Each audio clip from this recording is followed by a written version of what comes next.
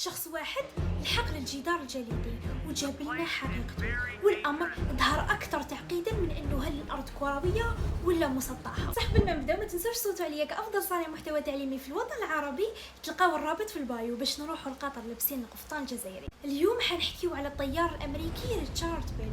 الحكايه كامل بدات في 1946 كي امريكا دارت بعثه الى انتاركتيكا لاستكشافها بين قوسين. وحقيقه الجدار الجليدي لحقتنا من المذكرات السريه تاعو اللي خلى فيهم وصيه لبنته انها تنشر هذا الامر للعالم كامل باش يعرفوا الحقيقه المخفيه.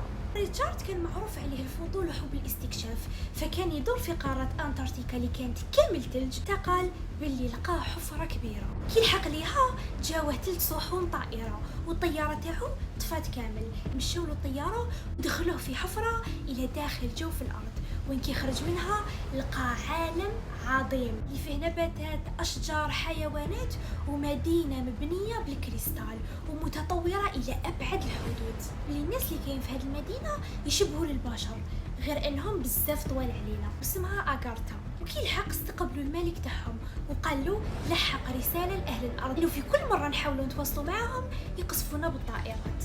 كملت الرحله تاعو، عاودوا خرجوه الى خارج هذه الحفره، وعاودت مشات الطياره تاعو بشكل عادي. وكي جا باش يحكي الحكايه حبساته امريكا وخلاته يوقع على تعهد باللي ما يحكي حتى حاجه شافها، وزادوا يامات على الرحله تاعو وقاموا باغتياله. تنساوش ديروا لنا متابعه وقولوا لي لا راكم حابين جزء ثاني على الموضوع. ايا تشاو.